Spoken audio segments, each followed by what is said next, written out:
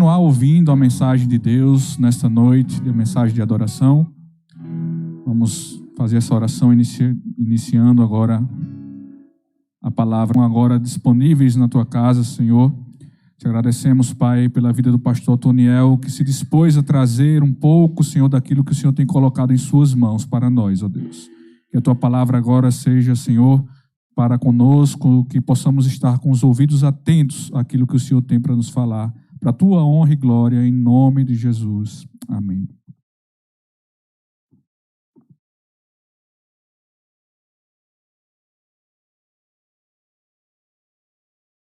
Amada igreja, nós saudamos vocês com a graça e a paz do nosso Senhor e Salvador Jesus Cristo. De uma forma sincera, de uma forma afetuosa, nós queremos saudar com você, a você no nome do Senhor Jesus Cristo. Quando nós queremos dizer saudar em nome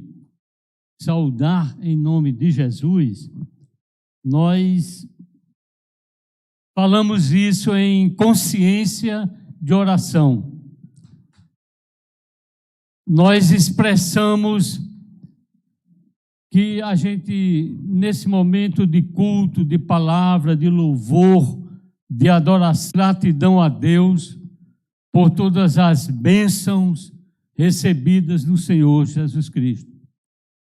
As providências do dia a dia, a paz, a saúde, mas como vivemos ainda numa deficiência de mundo em pecado, somos carentes também de sempre pedir a Deus ajuda, proteção e orientação.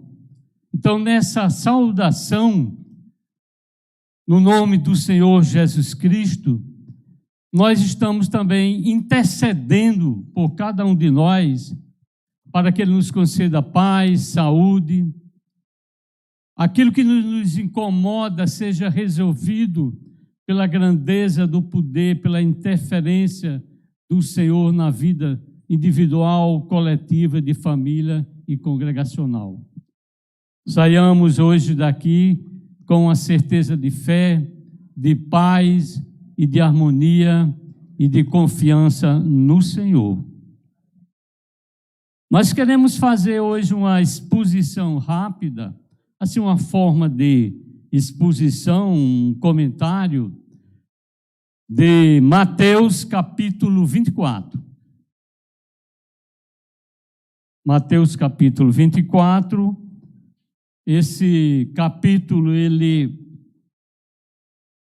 tem os subtemas, o sermão profético, e dentro desse sermão profético, a destruição do templo, o princípio das dores, a grande tribulação, a vinda do Filho do Homem, a parábola da figueira, que com a parábola do bom servo e do mau servo é um despertar para a vigilância.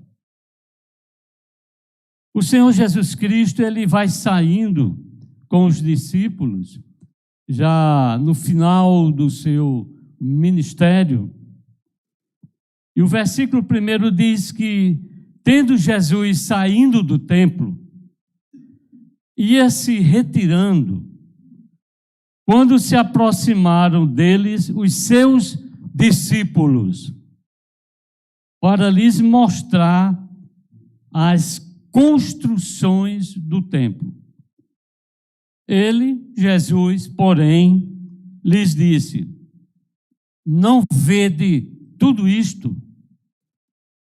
Em verdade vos digo que não ficará aqui pedra sobre pedra que não seja derribada. Nós sabemos que estamos aqui no segundo templo. O primeiro templo, ele foi destruído por Nabucodonosor aproximadamente 586 anos antes de Cristo.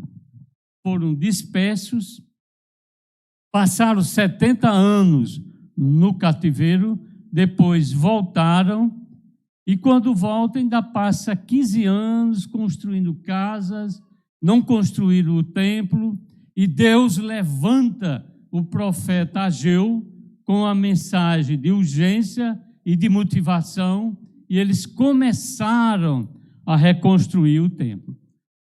Mas o segundo templo, ele foi um templo muito pobre em relação ao primeiro templo, o templo de Salomão.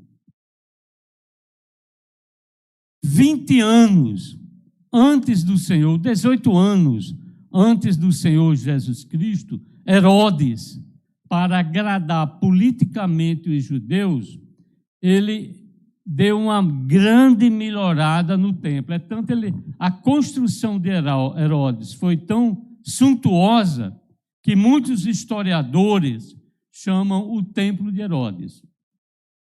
Ou seja, durante 10 anos, o templo em si foi reformado, e 10 anos antes de Cristo e 65 anos depois de Cristo, ou seja, passaram aproximadamente 70 ou 75 anos desde a reforma, Herodes reformou toda a planície, o que hoje é a planície das mesquitas, né? Onde tem o domo da rocha, aquele domo, cobrindo a rocha onde se diz que houve o sacrifício, né, de Abraão, do seu filho Isaque. E quando o Senhor Jesus Cristo ele vai saindo, ele diz, olha, aí os discípulos, muitos judeus não aceitaram essa reforma de interferência política de Herodes, e o Senhor Jesus Cristo diz que aqui não vai ficar pedra sobre pedra, isso aqui vai demolir. Quem quiser ter uma ideia hoje da área do templo, tem um canal no YouTube, Israel com Aline. Então é só procurar o canal Israel com Aline, tem muita coisa lá sobre o templo de Jerusalém. Bem, o templo foi destruído. Em seguida, o Senhor começa a falar sobre o princípio das dores. E o versículo 12 diz que, por se multiplicar a iniquidade, o amor se esfriará de quase todos. O versículo 13, aquele, porém, que perseverar até o fim, esse será salvo. E o versículo 14, e será pregado esse evangelho do reino por todo o mundo, para testemunho a todas as nações, então virá o fim. Então, com esse momento aqui de destruição do templo, aí em seguida, os judeus são praticamente destruídos, são dispersos pelo mundo. Isso, no ano 70, o templo foi destruído. Já quando o Senhor deu a profecia, ele estava aproximadamente com 33 anos. 37 anos depois, aconteceu a profecia. Então, do ano 70, houve essa dispersão, e os judeus só voltaram para a terra em 1948. Mais de 1.000 anos, quase 2.000 anos se passaram. Então vejam o seguinte, é que na última vez que nós falamos aqui, eu puxei um texto lá de Abraão, do Velho Testamento, onde Deus fez uma promessa, transformou a promessa em aliança, mas observe esse detalhe. Uma mensagem pregada hoje na igreja, uma mensagem bíblica, ela pode ter dois efeitos. Alguém, assim como Abraão, está na porta da tenda e receber como a mensagem de Deus a presença angelical e a presença de Deus, numa representação de teofania, da presença humana, como o Deus ali, uma prefiguração de Cristo, essa mesma mensagem, que tem uma dimensão de fé, de aceitação, de revelação de Deus na porta da tenda, essa mesma mensagem, ela pode ter uma profunda rejeição na praça da não-fé, na praça da negação, na praça da descrença. Foi o que aconteceu aqueles 2 anjos que foram até Sodoma. Lá eles foram rejeitados. Então, observe que a mensagem do Evangelho, ela pode encontrar um coração na revelação da graça de Deus. E essa mesma mensagem pode encontrar um coração endurecido por uma forma diabolizada do mundo ver as coisas de Deus. Então, dentro desse aspecto, nós queremos fazer uma reflexão aqui do capítulo 24 de Mateus. E o que eu quero perguntar ao meu coração é se eu estou na porta da tenda ou estou na praça da descrença. Porque se eu estiver na porta da tenda, a mensagem profética de Deus, a mensagem do Evangelho, isso vai servir de conforto para mim. Vai servir de projeção na minha caminhada e a visualização, como foi cantado aqui, de uma eternidade.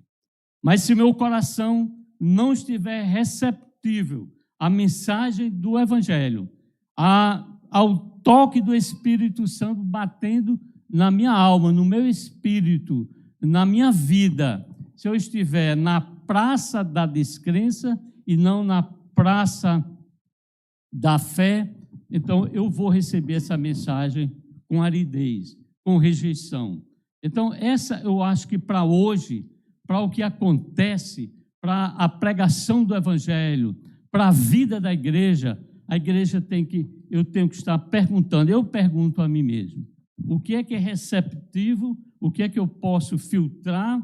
Eu estou na porta da tenda ou estou na praça da descrença? E se estiver na praça da descrença, a mesma mensagem de Deus, alguém vai rejeitar e vai achar que é uma agressão à sua forma de ver e à sua forma de pensar. Em seguida, a partir do capítulo 15, o Senhor vem falando sobre a grande tribulação. Olha, a partir do versículo 3, o princípio das dores, o templo destruído, Tito, romano, porque o templo já tinha sido agredido pelos gregos e os macabeus já tinham expulso os gregos do templo muitos anos antes de Cristo e tinham feito a purificação do templo. Agora vem os romanos que derrotaram e tornaram-se o império do mundo e agora vem os romanos, destroem Jerusalém e o Senhor, vejam, não sei se eu vou conseguir explicar no nível do entendimento sobre esse momento aqui dos princípios das dores. Porque quando o Senhor começa a entrar aqui na grande tribulação, ele fala da destruição, quem estiver num determinado local não volte para apanhar nada, fujam, e os únicos que sobreviveram na destruição de Jerusalém e na destruição do templo, os poucos que sobreviveram foram aqueles que ouviram a mensagem do Senhor Jesus Cristo e guardaram. Muitos foram para Massada, morreram lá, cercados pelos romanos, outros morreram destruídos, mas aqueles que ouviram a mensagem de Jesus. Quando acontecer isso, deu a sinalização, vocês fujam. Agora orem. Peçam a Deus para que essa ocorrência da destruição do templo, no ano que foi no ano 70, quase 40 anos depois do Senhor Jesus, não ocorra nem no sábado, pela forma criteriosa do judeu guardar o sábado, e nem seja no inverno por causa do incômodo que não tinha condições de frio. E muitos morreram, logicamente, pela consequência da própria vida, foi 40 anos depois, mas passaram para os seus filhos ou netos guardaram, e aqueles que guardaram a palavra do Senhor Jesus, esses foram salvos, porque quando a coisa estava se descortinando, de acordo com a mensagem, a forma profética, como foi anunciado, eles fugiram e todos foram salvos. Agora, outro detalhe é que veja que o Senhor agora fala sobre o princípio das dores, eu não vou ler todos os versículos, mas quem tiver interesse depois pode ler, reler, e o Senhor fala sobre a grande tribulação, a destruição do templo, a destruição de Jerusalém, e ao mesmo tempo ele entra agora sobre a grande tribulação a partir do versículo 21, uma grande tribulação que ainda vai acontecer, porque nesse tempo haverá grande tribulação, como desde o princípio do mundo até agora não tem havido e nem haverá depois. Ou seja, antes da vinda do Senhor, haverá uma grande tribulação, onde aquela tribulação em Jerusalém, destruição de Jerusalém, destruição do templo, foi uma modelagem em escala reduzida para a grande tribulação que virá. Então, grande parte das profecias, elas acontecem partindo de uma ocorrência em escala reduzida, num modelo pequeno, e com o tempo ela se projeta e acontece na dimensão real depois.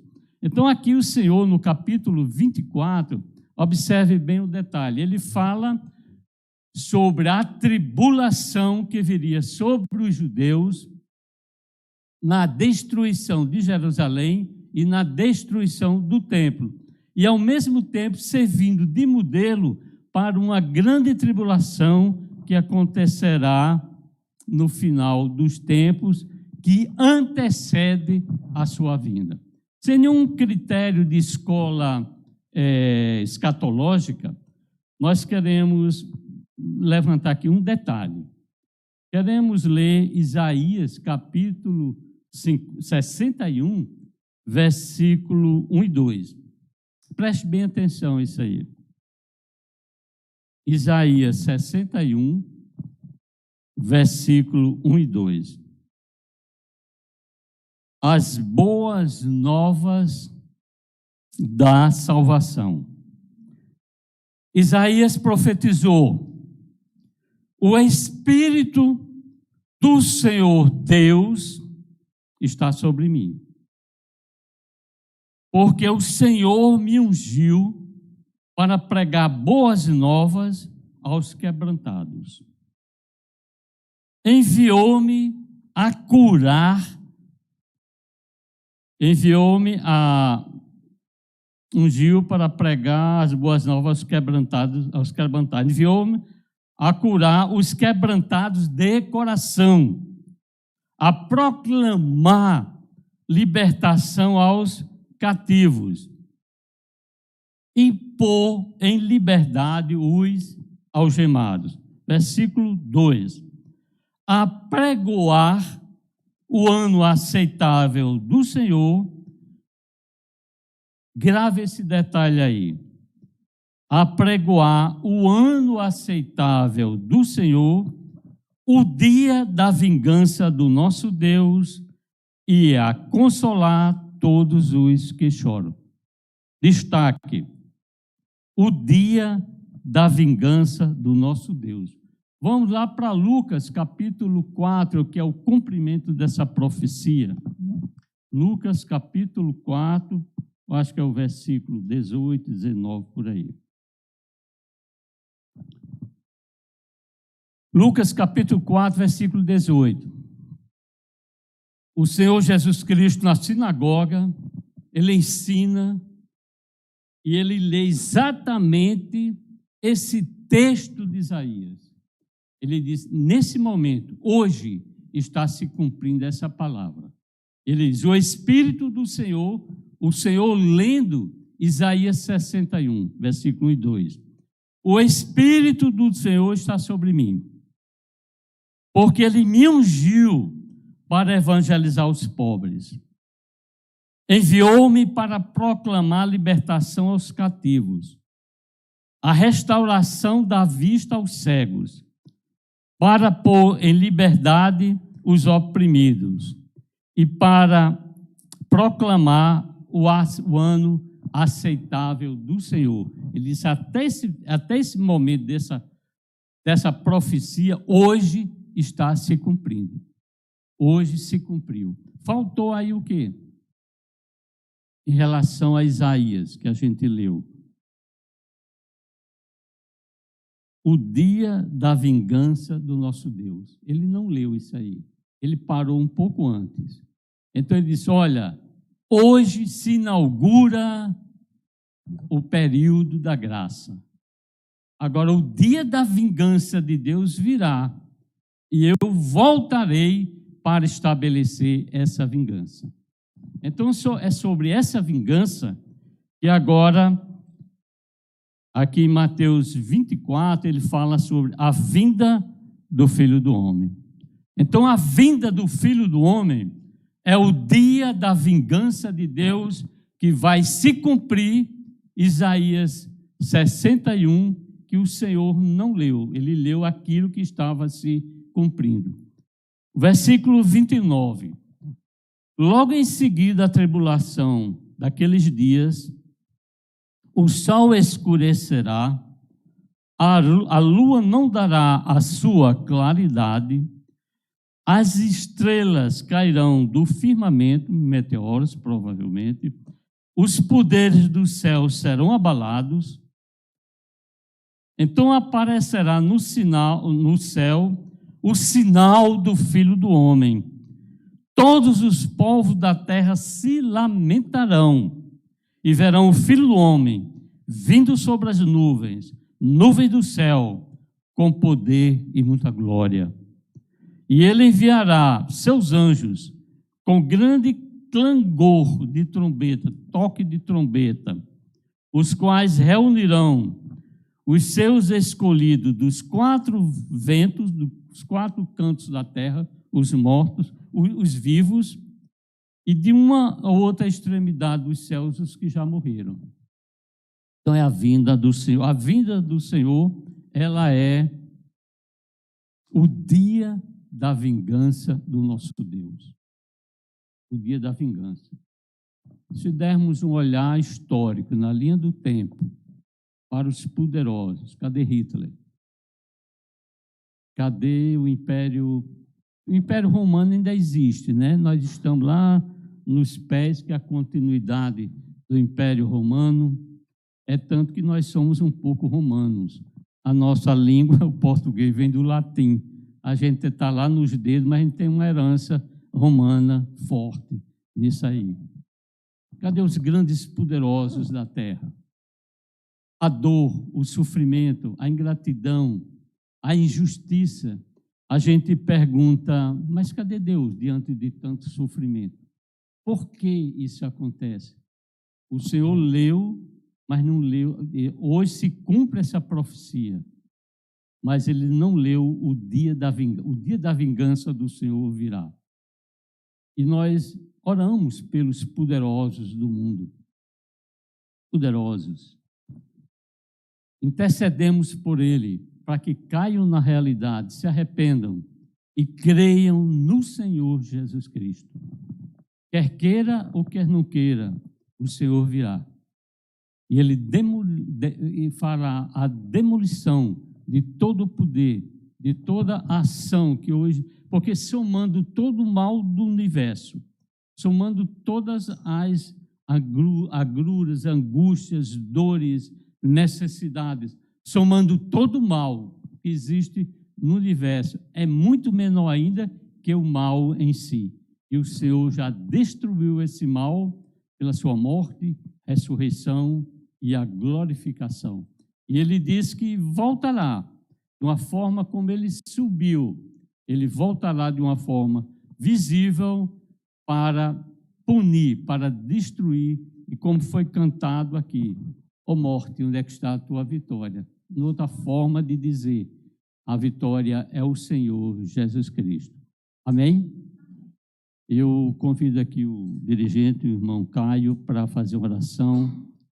E o que nós queremos dizer nesta noite é que, se você é crente ou não, e principalmente se é crente, você está na porta da tenda, como Abraão estava, e teve uma coerência de aceitação da mensagem de Deus, ou está na praça da descrença.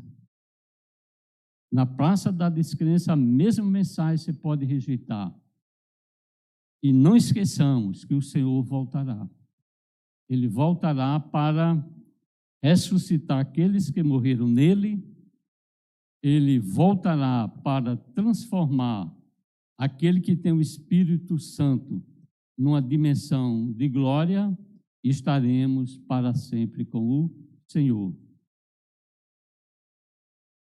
Continue lendo hoje, que chegar em casa. Se você tem dúvidas em relação a Israel, leia o restante do capítulo 61 de Israel. De Israel.